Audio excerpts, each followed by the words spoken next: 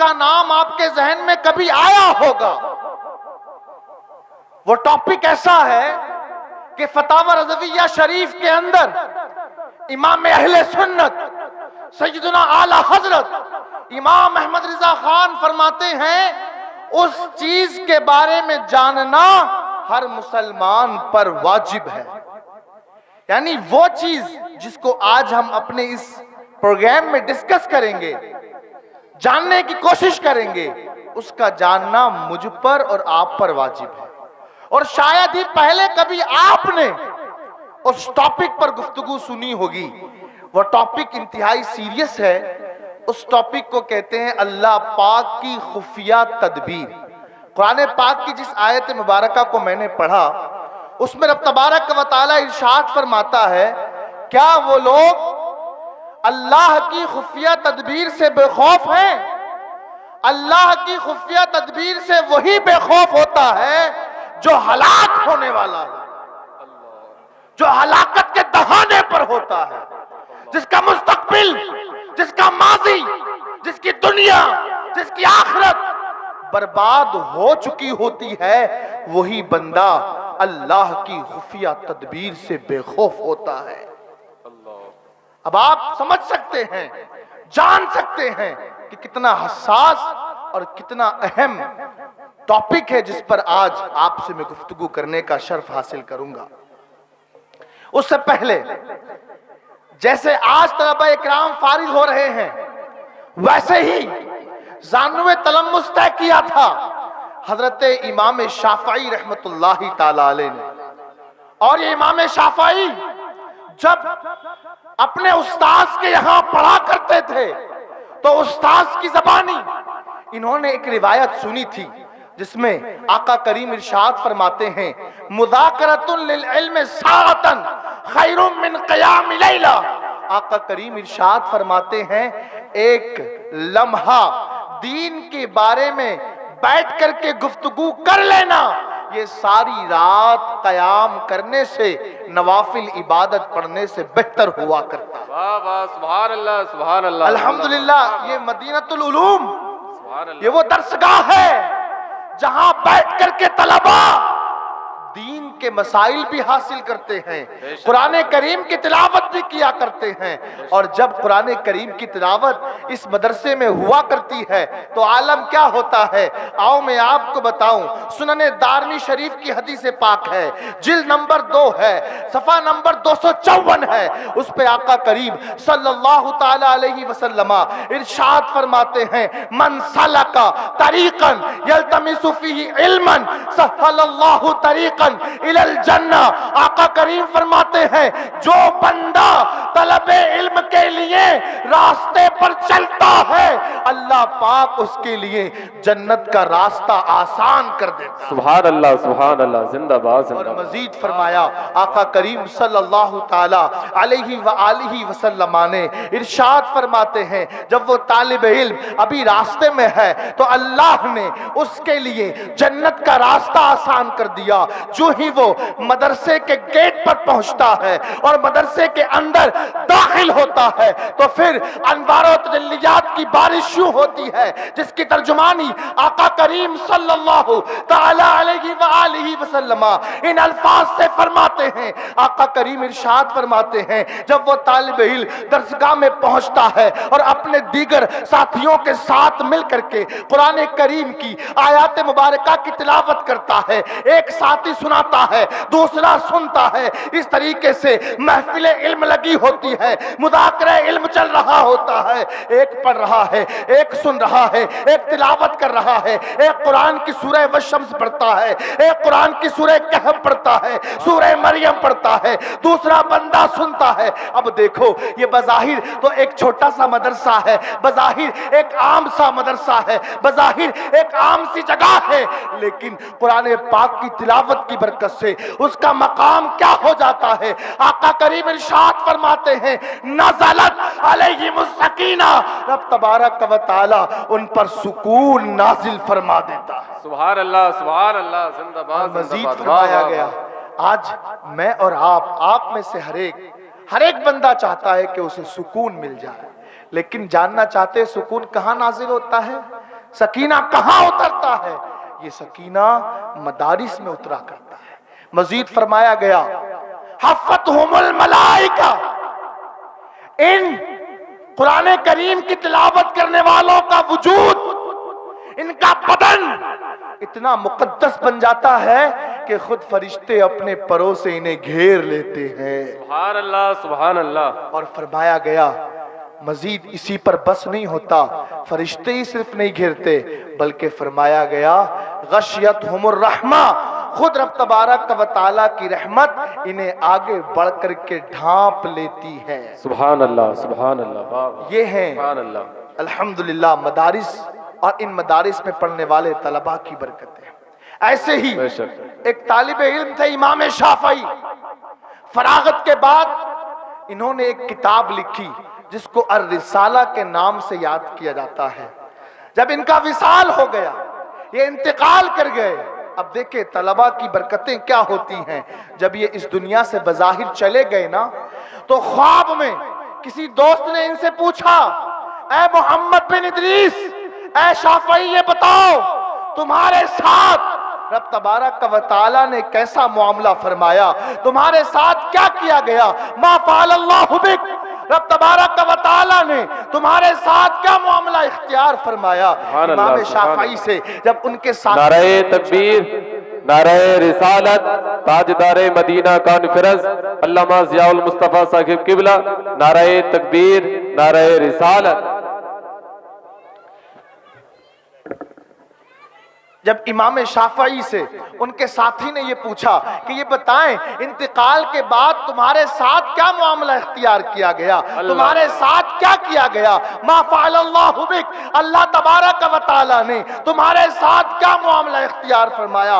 वही शाफई जो अपनी जिंदगी में ज़ानुए तलम्मुस तय करता है, वही शाफई जो अपनी जिंदगी में इमाम आज़म की बारगाह में भी हाजिर होकर के इल्म के मसाइल को, इल्म की पेचीदगियों को समझ की कोशिश किया करता है। जब इंतकाल हो गया ना, तो अब उसके बाद पूछा गया, मा फ़अलल्लाहु बिक, रब तबारक व तआला ने तुम्हारे साथ क्या मामला इख्तियार फरमाया? तो इमाम शाफई मुस्कुरा करके जवाब देते हैं, रब तबारक व तआला ने मेरे साथ ये मामला इख्तियार किया कि जब मेरी रूह कब्ज की गई और जब मैं आलम दुनिया से उठ करके इस आलम की तरफ आया, तो रब तबारक व तआला ने जन्नत को दुल्हन की तरह मेरे लिए सजा दिया। वाह वाह, सुभान अल्लाह, सुभान जन्नत अल्लाह। को दुल्हन की तरह सजा दिया गया और फरमाने लगे, इसी पर बस नहीं हुआ, बल्कि खुद फरिश्तों ने मुझ पर नेमतें इस तरह निछावर की जिस तरीके से दूल्हे पर नेमतें निछावर की जाती।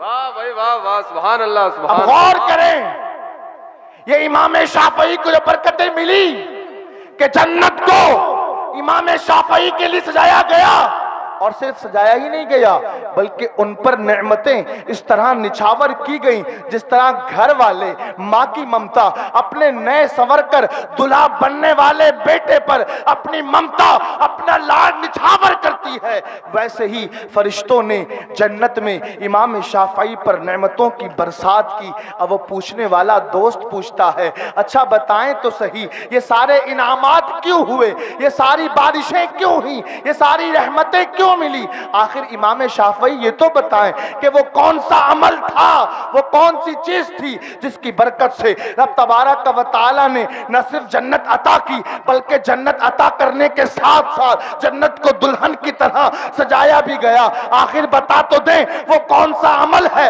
वो कौन सी चीज है जिसकी बरकत से तुम्हें ये मकाम हासिल हुआ? तो इमाम शाफई कहते, सुन बात ये है, जब मैं ज़माने तालिब इल्मी में था, जब मैं अपने उस्ताद के पास दर्स लिया करता था, जब मैं अहादीस के सबक पढ़ा करता था, जब मैं औराक़े कुतुब को वल्टा करता था, उस वक्त में मैंने एक किताब लिखी थी जिस किताब का नाम था अर रिसाला। उस अर रिसाला के अंदर मैंने एक वजीफा लिखा था। उस वजीफे की बरकत से रब तबारक व तआला ने न सिर्फ मुझे जन्नत अता की बल्कि मेरे लिए जन्नत को सजाया गया। सुभान अल्लाह, सुभान अल्लाह, जिंदाबाद जिंदाबाद। जानना चाहते हैं वो वजीफा कौन सा है? और बड़ा आसान सा वजीफा है, हर एक मोमिन वो वजीफा कर सकता है। वो साथी कहने लगा, ऐ मोहम्मद बिन इदरीस, ऐ शाफई, आखिर बता तो दें वो कौन सा वजीफा है जिसकी बरकत से ये इनामात अता किए गए, जिसकी बरकत से न सिर्फ जन्नत मिली बल्कि जन्नत को सजाया भी तुम्हारे लिए गया। आखिर बता तो दे ताकि मैं भी अपनी जिंदगी में आज के बाद से उस अमल को शामिल कर लूं। इमाम शाफई ने एक जुमला पढ़ा, आओ मैं आपको सुना देता हूं, हो सके तो इसको याद कर लेना, और याद ना कर सको तो बाद में मदीनतुल उलूम में आकर के यहाँ के मौलाना साहब से आकर के पूछ लेना, इंशाअल्लाह ये आपको बता देंगे। वो वजीफा, वो अल्फाज ये थे। इमाम शाफई कहते हैं मैंने किताब रिसाला को लिखना शुरू किया, उसके पहले पेज को उठाया, जो ही मैंने पहली सतर को लिखा तो पहली सतर में मैंने ये लिखा, अल्लाहुम्मा सल्ली अला मुहम्मदिन अदद मा ज़करहु ज़ाकिरून व अदद मा गफला अन ज़िक्रिही अल गाफिलून। ऐ अल्लाह, सोले मोहम्मद पर उतनी रहमतें नाजिल फरमा जितने कायनात में जिक्र करने वाले मौजूद हैं। सुभान अल्लाह, सुभान अल्लाह। अल्लाह पाक ने इस वजीफे की बरकत से रब तबारक व तआला ने मुझे जन्नत सिर्फ अता नहीं की बल्कि जन्नत को मेरे लिए सजाया। सुभान अल्लाह, सुभान अल्लाह। तो ये एक वजीफा है, एक दुरूद पाक है, जिसकी बरकत से रब तबारक व तआला ने इमाम शाफई को ये मकाम अता किया। आप और मैं भी, कोई मुश्किल काम नहीं है, इट्स वेरी इजी जॉब, बड़ा आसान काम है।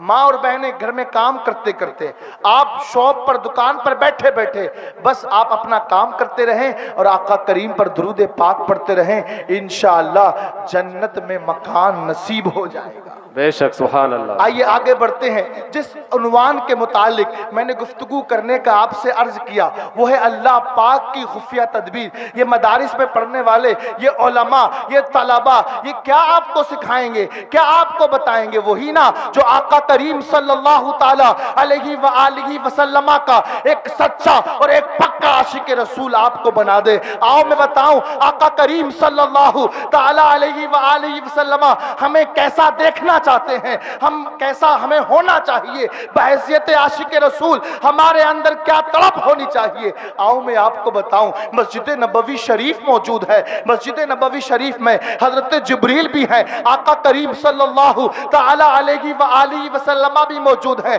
अचानक क्या हुआ, आका करीम की आंखों से आंसू जारी हो गए। आका करीम को रोता देख करके जिब्रील भी काबू न कर सके और जिब्रील की आंखों से भी आंसू जारी हो गए। अब तमाम सहाबा ने देखा कि आखिर ये अंजुमन सहाबा में क्यों रब तबारक व तआला के प्यारे हबीब रो रहे हैं। इतने में निदा आई, ऐ मोहम्मद रोते क्यों हो, बताओ वजह क्या है।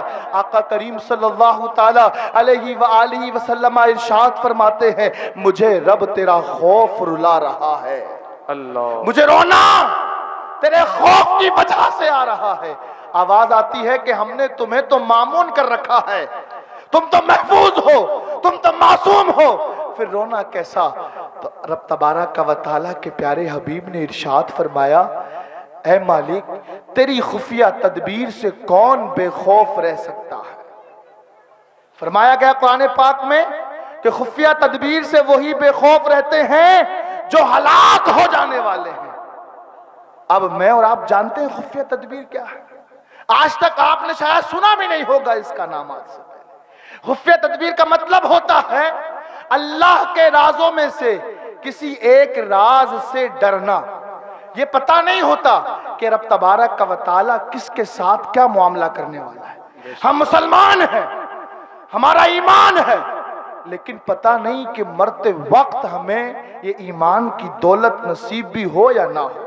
अल्लाह, न जाने किसका ईमान छीन लिया जाए। हाँ, एक ताबई हैं हजरत सुफियान सौरी रहमतुल्लाहि ताला अलैह, वो फरमाते हैं कि मेरे एक उस्ताद ने 40 साल तक मस्जिद नबवी शरीफ में हदीस का दर्स दिया, सैकड़ों उलमा पैदा किए, सैकड़ों मुहद्दिसीन को दर्स हदीस दिया, लेकिन जब वो इस दुनिया से गए ना तो उनका खात्मा ईमान पर ना हुआ। अल्लाह, ये मदारिस इसलिए बनाए जाते हैं कि यहाँ के जियाले उठ करके, यहाँ के तलबा उठ करके भटकी हुई उम्मत को मुस्तफा के दर से मिला दे। बेशक, बेशक।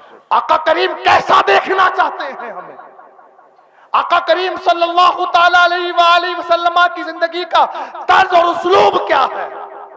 आका करीम सल्लल्लाहु ताला अलैहि व आलिहि वसल्लम खुद दिन में 70 से जायद मर्तबा इस्तिग़फ़ार किया करते। मासूम है, गुनाह होना तो दूर की बात, तसव्वुर भी नहीं हो सकता। लेकिन मैं और आप किस जगह? कभी हमने गौर किया? कभी हमने सोचा? आओ आज के इस मदरसा मदीनतुल उलूम के इस पुरबहार पुर रौनक जलसे में हम सब मिलके अहद करें कि इंशाअल्लाह रात के आखिरी पहर में हम रब तबारक व तआला को ये समझते हुए कि वो हमें देख रहा है, और रात के आखिरी पहर में जब सारा शहर सो चुका हो ना, जब सबने चादर तान ली हो गफलत की, उस वक्त हम अपने रब को याद करेंगे इंशाअल्लाह। हाथ उठा के नियत के इज़हार करें इंशाअल्लाह। इंशाअल्लाह। मैं आपको बताऊं, जिंदगी का कुछ पता नहीं, कोविड-19 ने, कोरोना ने हमें बता दिया। देखिए, हमारे पास ईमान की दौलत है, लेकिन रिवायत में आता है कि 3 चीजें ऐसी हैं जो बंदे के ईमान की दौलत को छीन लेती। अगर वो 3 चीजें आपके और मेरे अंदर हो तो हो सकता है कि मरते वक्त उसका ईमान छीन लिया जाए, सल्ब कर लिया जाए। अब वो 3 चीजें क्या हैं, मैं इंशाअल्लाह अर्ज करूंगा। इन 3 चीजों में से एक चीज में एक बंदा मुलव्विस है, बसरा की सरजमीन है। 40 साल तक मस्जिद में अल्लाह की रिजा के लिए अजान देता है। 40 साल तक मस्जिद में सिर्फ रब तबारक व तआला की रिजा पाने के लिए अजान देता रहा। लोगों में बसरा शहर के अंदर उसके तकवे की मिसालें मशहूर हो गई। लोग कहा करते, अगर किसी के दुआ से रब तबारक व तआला बारिश बरसा सकता है तो फला मस्जिद का मुअज्जिन है। उसकी तहज्जुद के, उसकी नमाजों के इतने चर्चे थे कि लोग उसका नाम लेकर के दुआएं मांगा करते थे। लोगों को यकीन था कि फला बंदा इतना बाबरकत है, रब की बारगाह में इतना मकबूल हो चुका है कि उसके नाम से जो दुआएं मांगी जाती हैं वो कबूल हो जाती है। लेकिन लोगों, जानते हो क्या हुआ? 40 साल की उम्र पूरी हो जाने के बाद जब वो मस्जिद पर, उसकी छत पर अजान देने के लिए चढ़ा ना, अचानक से उसकी निगाह बगल में मौजूद ऐसे घर पे पड़ी जो नसरानी औरत का था। उस नसरानी औरत के हुस्न जमाल को उसने देखा, अभी हैया अला सलाह कहा था, निगाह उस औरत के चेहरे पर पड़ी, इसकी मोहब्बत इसके दिल में घर कर गई। ये फौरन अजान बीच में छोड़ता है, मस्जिद से बाहर निकलता है, उसके घर में पहुंचता है और उस औरत के पास जा पहुंचता है। और पहुंचने के बाद कहता है कि मुझे तुझसे मोहब्बत हो गई है और मैं तुझसे शादी करना चाहता हूं।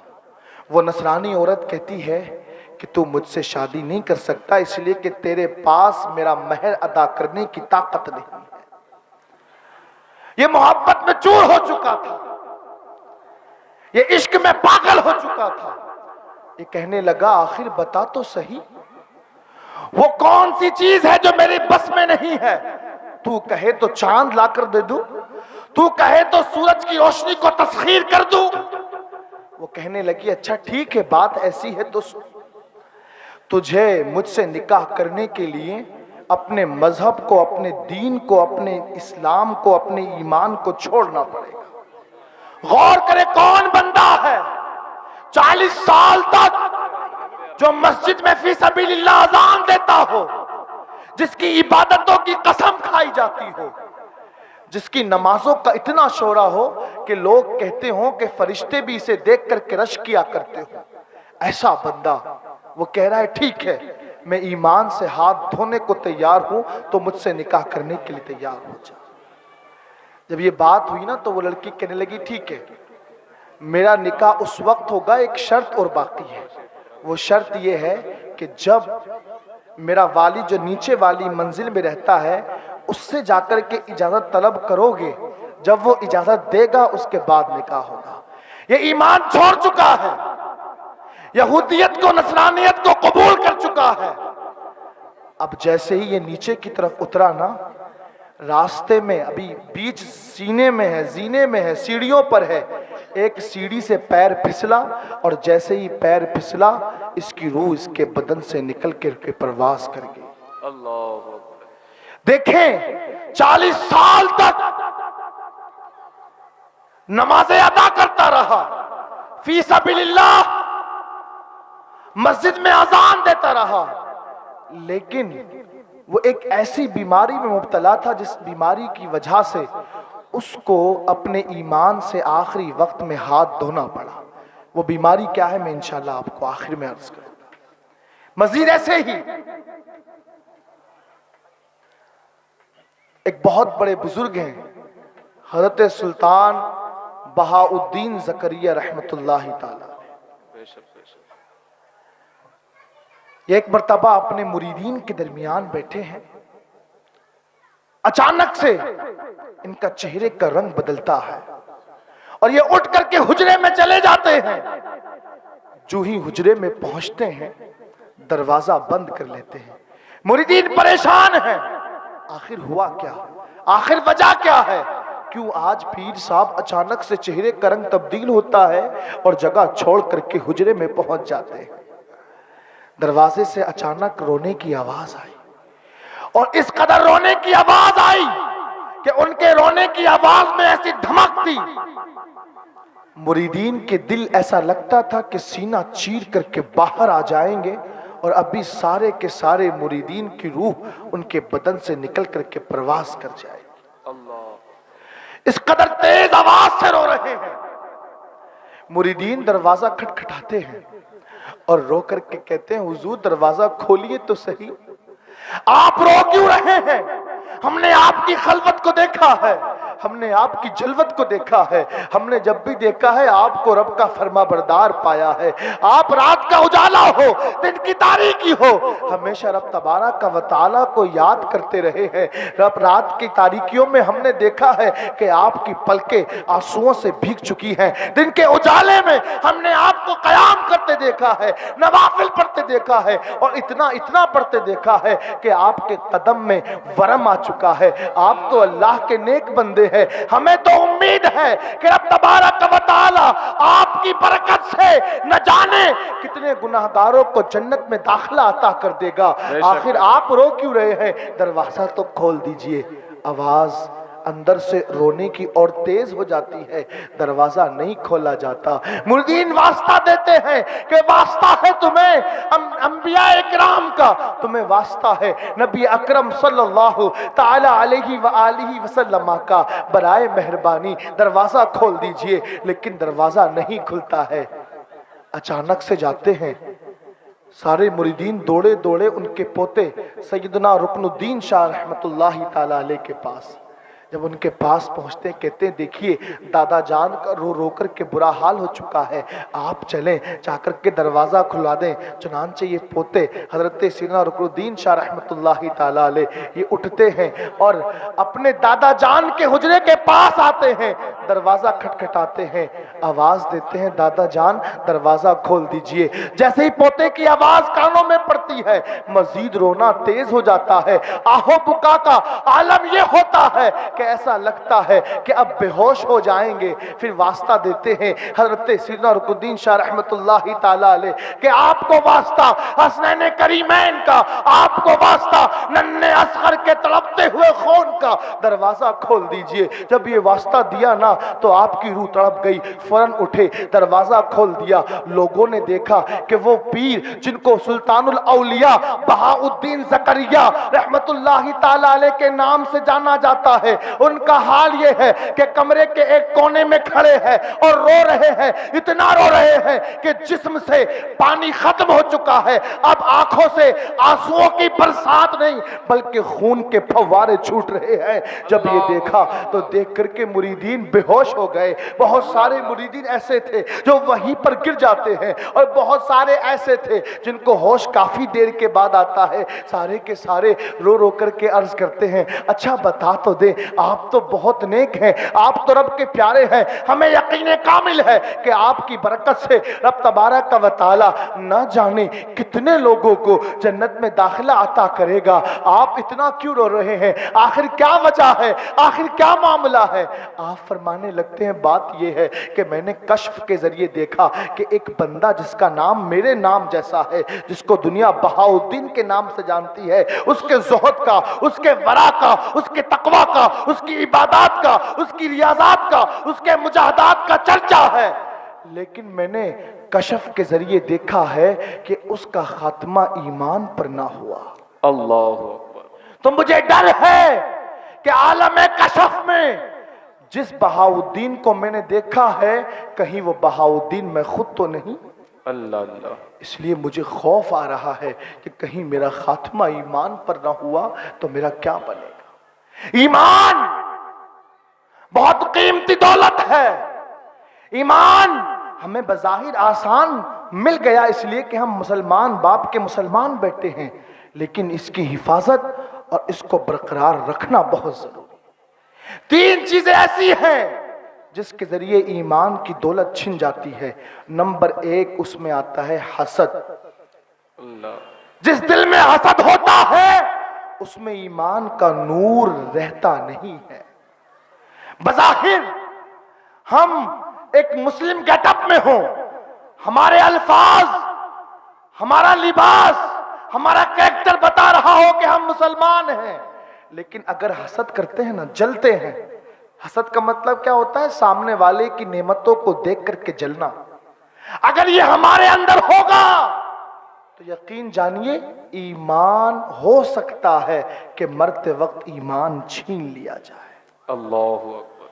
आओ हम सब मिलकर नियत करते हैं, इंशाअल्लाह हसद से अपने दिल को पाक करेंगे। इंशाअल्लाह। हाथ उठा करके इजहार कर दे कि हसद से अपने दिल को पाक करेंगे। इंशाअल्लाह। अपने मुसलमान भाई की नेमतों को देख करके जलना कैसा? बल्कि आप अगर कोई तरक्की कर रहा है, कोई मोहल्ले में आपसे छोटा था, बाद में उसने कमाना शुरू किया, उसका शानदार घर बन गया, तो उसे देख करके दुआएं भी दें और साथ में दुआ करें, मालिक जैसे तूने इसकी कश्ती पार लगाई है वैसी मेरी कश्ती भी पार लगा दे। ये होता है रश्क। हसद से बंदे के ईमान जल जाने का खदशा होता है।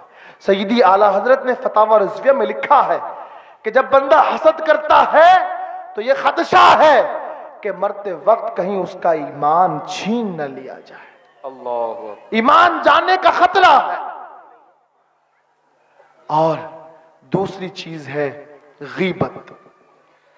जब बंदा गीबत करता है, बुराइयां करता है, पीठ पीछे चुगलियां करता है, तो उससे भी ईमान के छिन जाने का खतरा है। और ये बीमारियां हमारे अंदर उमूमन पाई जाती हैं। अभी मैं अगर बात करूं तो आप सोच रहे हो कि मेरे अंदर तो ये चीज नहीं है, लेकिन होती है। गैर महसूस तरीके से हमारे दिलों के अंदर ये चीज पाई जाती है। इसलिए कोशिश करें कि अपने दिलों को गीबत से पाक रखें, अपने दिलों को हसद से पाक रखें। ये दो चीजें खास तौर से उलमा ने जिक्र की हैं जिनकी वजह से ईमान के छिन जाने का खतरा हुआ करता है, ईमान के चले जाने का खतरा हुआ करता है। और जब ईमान चला जाएगा तो ठिकाना क्या बनेगा आप और सब जानते हैं, फिर ठिकाना जहन्नम ही बनेगा। अल्लाह के प्यारे रसूल सल्लल्लाहु ताला अलैहि वसल्लम ने कुरान की एक आयत मुबारक का तिलावत की जिसका मफहूम है कि जहन्नम का ईंधन इंसान और पत्थर है। जब ये आयत मुबारक का तिलावत की, सहाबा इकराम की महफिल लगी है, सहाबा इकराम रोने लगे।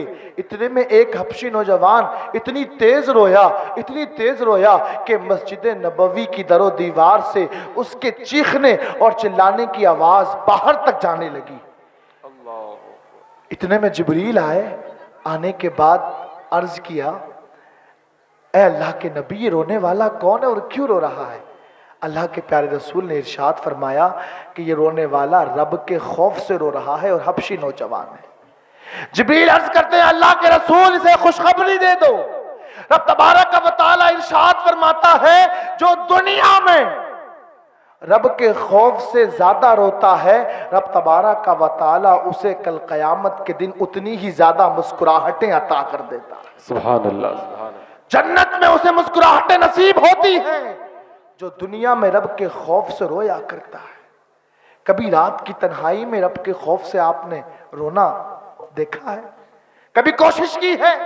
कभी कोशिश किया करो। जब रात हुआ करे ना, उलमा फरमाते हैं कि रात के आखिरी पहर में रब की रहमतें इंसान के इंतहाई करीब हो जाया करती है। बेशक बेशक। जब सारा शहर सो जाए, सब ख्वाब गफलत में हो, उस वक्त आप भी कोशिश किया करो कि रब तबारक व तआला की बारगाह में हाजिर होकर के अर्ज किया करो, मालिक कोशिश करता हूं कि गुनाहों से बचूं, कोशिश करता हूं कि अपने आप को गुनाह से महफूज रखूं, लेकिन बंदा हूं, गुनाह हो जाते हैं, मालिक मेरे गुनाहों को माफ फरमा दे।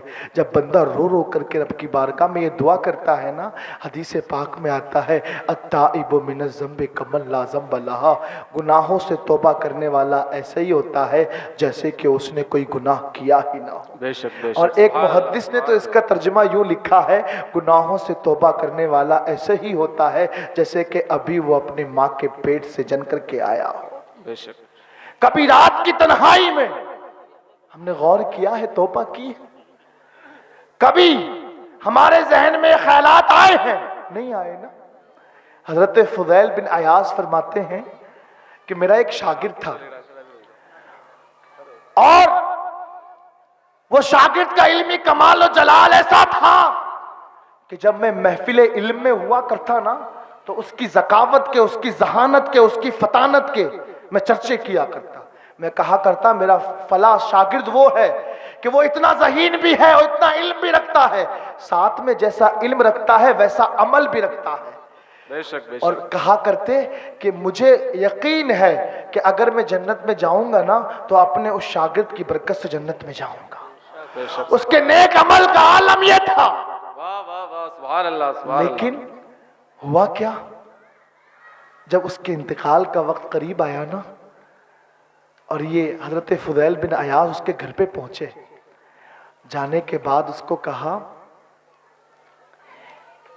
कि कलमा पढ़, तो उसने कहा मैं कलमे से बेजार हूं। अल्लाह। हजरत फुदैल बिन अयाज कुरान उठाते हैं, उसकी रूह गरगरे में अटक चुकी है, सूरह यासीन पढ़ना शुरू कर देते हैं, वो झड़क देता है और कहता है इसकी तिलावत बंद करो। लोगों को यकीन हो गया कि इसका खात्मा ईमान पर ना हुआ। हजरत फुदैल बिन अयाज उस जगह से उठते हैं, अपने हुजरे के अंदर आते हैं और 40 दिन तक अपने आप को उस हुजरे में बंद कर लेते हैं। सुबह भी रोते हैं, शाम भी रोते हैं, रोने रोने में सारे अय्याम गुजर जाते हैं। 40 दिन के बाद ख्वाब में देखा कि वो शागिर्द जिसके इल्मी कमाल पर हजरत फुदैल बिन अयाज को नाज था, फरिश्ते पकड़ करके उसको जहन्नम की तरफ ले जा रहे हैं। अल्लाह। हजरत फुदैल बिन अयाज ने रास्ते में रोक करके पूछा, तू तो बड़ा बाकमाल था, तेरे इल्म पर मुझे नाज था, तेरे तकवे पर मुझे गुमान था कि तू, तेरी बरकत से मैं जन्नत में दाखिल होऊंगा, आखिर बता ये सब लुट कैसे गया, ये माजरा कैसे हुआ? वो कहने लगा बात यही है, मेरे पास नेकियां भी बहुत सारी हैं, लेकिन हुआ ये कि जब मैं मर रहा था, मौत के वक्त मेरे ईमान को छीन लिया गया। कहने लगे हज़रत फुदैल बिन अयाज, अच्छा बता तो दे, ईमान छीना किस वजह से गया? वो कौन से अमाल थे, वो कौन सी चीजें थी जो तेरे अंदर पाई जाती थी और उनकी वजह से तेरे ईमान को सल्ब कर लिया गया? वो कहने लगा 3 चीजें थी। एक चीज तो मैं अपने साथियों से हसद किया करता था, दूसरी चीज मैं अपने आसपास रहने वालों की गिबत किया करता था, और तीसरी चीज मुझे किसी बीमारी की वजह से डॉक्टर ने शराब पीने का मशवरा दिया था तो मैं शराब पिया करता था। इन 3 बदअमालियों की वजह से रब तबारक व तआला ने मुझे ईमान की दौलत से महरूम कर दिया और मुझे जहन्नम में दाखिल कर दिया। अल्लाह। आप और मैं कहां, जो फुदैल बिन अयाज जैसे सुल्तानुल असफिया का शागिर्द हो, जिसने सुल्तानुल असफिया की दरगाह में बैठ करके फैजाने तसव्वुफ पिया हो, जिसने जामे तसव्वुफ फुदैल बिन अयाज जैसे सूफी से हासिल किया हो, वो इन बीमारियों की वजह से ईमान की दौलत से महरूम रह जाता है, तो मैं और आप तो कहां। इमाम गजाली फरमाते हैं, जिनकी निगाहें आवारा होती हैं, जो बदनिगाही करते हैं, जो हराम चीजें देखा करते हैं, उनसे भी ईमान की दौलत छिन जाती है। अब आप मुझे बताएं, मैं और आप आजकल तो बदनिगाही बड़ी आसान हो गई। मोबाइल की स्क्रीन पर रात के सन्नाटे में आप अपने बच्चों की ख्वाबगाहों को चेक करें, उनके मोबाइल की हिस्ट्री को निकालें, उसके अंदर आप देखेंगे कैसे कैसे फितने जन्म ले रहे हैं। आज इल्ला माशाल्लाह कोई होगा कि जिसके पास मोबाइल हो और वो उस पर आने वाली उल्टी सीधी तस्वीर की बदनिगाही से अपने आप को बचा लेता हो। उलमा ने फरमाया, बदनिगाही ये भी आखिरी वक्त में ईमान को छीन लिया करती है। अल्लाह। अब मेरे वो नौजवान जो गली चौराहे के नुक्कड़ पर खड़े होकर के आने जाने वाली मां और बहनों को ताका करते हैं, वो जरा इससे होश के नाखून लें। पता नहीं कोविड-19 ने हमें बता दिया है कि इंसान की जिंदगी एक बुलबुला है पानी का, न जाने ये सांसें कब खत्म हो जाए, न जाने ये जिंदा वजूद कब लाश बन जाए, ये खून के अंदर दौड़ता हुआ रगों के अंदर खून कब जम जाए, मुझे और आपको नहीं पता।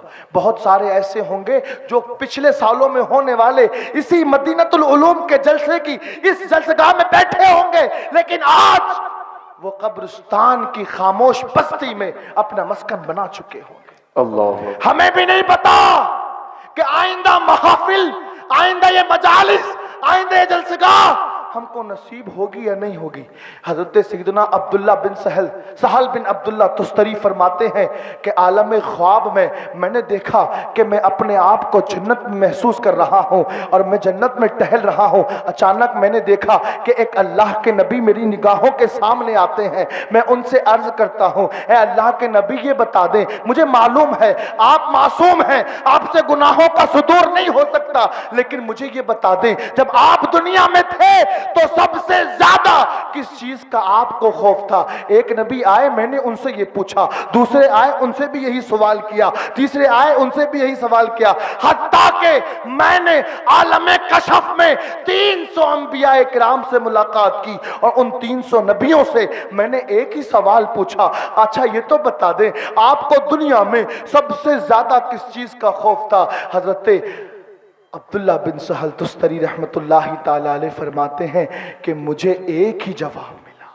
300 अंबिया ने एक ही जवाब दिया और वो जवाब था कि हमें ईमान पर खात्मे का खौफ था। अल्लाह अकबर। अंबिया मासूम है, उनका ईमान, वो तो ईमान की राह पर चलाने वाले हैं, सल्ब नहीं हो सकता, लेकिन रब से खौफ ऐसा कि 300 के 300 अंबिया इकराम ने यही जवाब दिया कि हमें ईमान के छिन जाने का खौफ है। अल्लाह अकबर, अल्लाह। अब मुझे बताएं, मैं और आप किस खुशफहमी में हैं?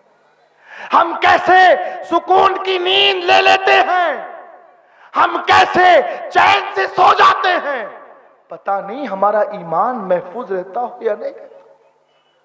उलमा फरमाते हैं कि बंदा जब रात को सोए ना तो तजदीद ईमान करके सोया करे, गुनाहों से तौबा करके सोया करे। जो गुनाहों से तौबा करता है और ईमान की तजदीद क्या करता है, वही कामयाब होता है। और जो ईमान की तजदीद और ईमान को जला देने वाली चीजों में मुलव्विस होता है ना, फिर उसका अंजाम क्या होता है आप और मैं उसका तसव्वुर भी नहीं कर सकते। हदीस पाक में आता है, जहन्नम की वादी ऐसी खतरनाक है कि खुद जहन्नम दिन में 70 से ज्यादा मर्तबा अपनी वादियों से पनाह मांगा करता है। अल्लाह अकबर, अल्लाह। अब मुझे बताएं, जन्नत में जाने का और जहन्नम से बचने का एक ही रास्ता है, ईमान। अगर यही ईमान हमसे छीन लिया गया तो फिर हमारा क्या बनेगा? कभी सोचा है, कभी गौर किया है? आका करीम सल्लल्लाहु ताला अलैहि व आलिहि वसल्लम के प्यारे सहाबी हैं हजरत उमर फारूक आजम, आप सब जानते हैं। खलीफा दुवम हैं। आप फरमाते हैं कि उम्मतियों के गुनाह जिस कदर मुस्तफा करीम को तकलीफ पहुंचाते हैं, उस कदर तो अहले मक्का की तलवारें भी आका करीम को तकलीफ नहीं पहुंचाती थी। पूछा गया क्यों? फरमाने लगे बात यह है कि अहले मक्का की तलवारें मुस्तफा करीम के जिस्म को जख्मी किया करती थी और उम्मती के गुनाह मेरे मुस्तफा के दिल को छलनी कर देते हैं। अल्लाह मुझे बताएं, जिस नबी ने कहा हो जो इलत कुर्रतु ऐनी फी सलाह, मेरी आंखों की ठंडक नमाज में हो, नमाज का तारिक उम्मती किस तरीके से आका करीम को अपना चेहरा दिखाएगा। अल्लाह अल्लाह। रात को उठ करके कभी कभी ये सब चीजें सोचा करें और तौबा किया करें। फरमाया गया उबकू फ़इल्लम तबकू फतबाकू, रोया करो, अगर रो ना सको तो रोने जैसी शक्ल बना लिया करो। इसलिए कि अच्छों की नकल भी अच्छी हुआ करती है। हाँ, अच्छों की नकल भी अच्छी हुआ करती है।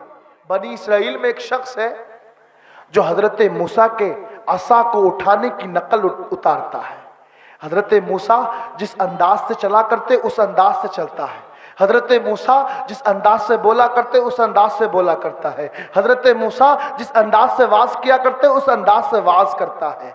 लेकिन क्यों करता है? मजाक उड़ाने की नीयत से। नकल क्यों उतारता है? मजाक उड़ाने की नीयत से। उसका इंतकाल हो गया। लोगों ने उसके गुनाहों की वजह से उसे कूड़ी पर फेंक दिया, उसको दफनाया कफनाया नहीं। हजरत मूसा की तरफ वही आई है, मूसा जाओ फला कूड़ी पर मेरा नेक बंदा पड़ा है, उसको उठा करके कफनाओ दफनाओ। हजरत मूसा गए, जो ही उसके चेहरे को पलट करके देखा, हजरत मूसा हैरान रह गए। ये तो वो है जिसके गुनाहों के, जिसकी जुआ खेलने के और जिसकी शराब पीने के महाफिल के तज़किरे लोगों में हुआ करते हैं। ये तो वो है जिसकी रात भी गंदी है, जिसका दिन भी तारीक है, जो हमेशा गुनाह में मुलव्विस रहा करता है। बनी इसराइल का सबसे गंदा आदमी है। आखिर ये इतना बाबरकत कैसे हो गया कि इसके लिए मेरे पास वही आती है कि जाकर के उसको गुस्ल भी दे दो, कफन भी दे दो। बेशक बेशक। मौला की बारगाह में अर्ज की, है रब जरा बता तो सही, राज तो बता दे, ये बंदा इतना बाबरकत कैसे हो गया जिसके रात जिसके दिन सारे के सारे गुनाहों में सियाह हो चुके थे, जो अय्याश था, जो इसिया शियार था, जो जिनाकार था, जो जुआबाज था, आखिर ये इतना मुअज्जम और इतना बाबरकत कैसे हो गया? आवाज आई, मूसा गुनाहगार था, लेकिन इसके अंदर एक अच्छी आदत ये थी कि ये तेरी नकल उतारा करता था। तेरे नकल उतारने की बरकत से मरने से पहले मैंने इसे ईमान की दौलत अता की और गुनाहों से तौबा करने की तौफीक अता कर दी। सुभान अल्लाह सुभान अल्लाह। तो पता लगा अच्छों की नकल अच्छी सिर्फ नहीं हुआ करती, बल्कि अच्छों की नकल जन्नत का रास्ता भी दिखा देती। बेशक सुभान अल्लाह। इसलिए कभी रात आया करे ना तो रोया करे। उबकू फ़इल्लम तबकू फतबाकू, रोया करो, रोना सको तो रोने जैसी शक्ल बना लिया। तो तीन चीजें मैंने अर्ज की थी। हसद ये ईमान को छीन लेता है, गीबत ये भी नूर ईमान को छीन लेता है, शराब नोशी ये भी नूर ईमान को छीन लेता है। हम सब मिलकर के वादा करते हैं कि इंशाअल्लाह इन तीनों चीजों से अपने आप को महफूज व मामून रखेंगे इंशाअल्लाह।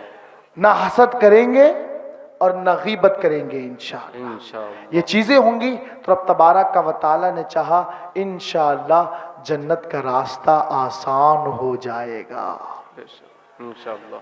और ये बस आखिर में आखिरी बात कह करके मैं अपनी तकरीर को ख़त्म करता हूँ। ये तलबा जब ये उलमा बनते हैं ना तो इनका मकाम क्या हो जाता है? सुनन दारमी की हदीस पाक है, इज्तमा अल आलिम वल आबिद अला सिरात। एक तरफ आलिम है, एक तरफ शब जिंददार आबिद है। आलिम और आबिद इन दोनों को पुल सिरात पर जमा किया जाता है। फ़क़ील लिल आबिद उदखुलिल जन्नह, तो आबिद से कहा जाता है तू जन्नत में दाखिल हो जा। वकील लिल आलिम क़िफ़ हिना, और आलिम से कहा जाता है कि तू यहीं ठहर जा। जब आलिम से कहा जाता है कि तू यहीं ठहर जा, तो अब वो आलिम परेशान हो जाता है कि आखिर आबिद को जन्नत का रास्ता फौरन दिखला दिया गया, मुझे यहां ठहरने के लिए क्यों कहा गया। जब वो सोच रहा होता है ना, इतने में आवाज आती है, ऐ आलिम इश्फा लिमन अहबब्ता, जो जो तुझसे प्यार करता है ना, तो अकेला जन्नत में ना जा, जो जो तुझसे प्यार करता है उसका भी हाथ पकड़ करके जन्नत में उसको दाखिल कर दे। सुभान अल्लाह, सुभान अल्लाह। तो वाह वाह। आज जो ये तलबा फारिग हो रहे हैं, आज जो ये आगे चल करके उलमा बनेंगे, यकीनन बड़े ही मुबारकबाद के मुस्तहिक हैं इनके वालिदैन भी और इनसे मोहब्बत करने वाले भी, कि इंशाअल्लाह दुनिया में भी आखिरत में भी ये आपका सहारा बनेंगे। व आखिर दावाना अनिल हम्दुलिल्लाहि रब्बिल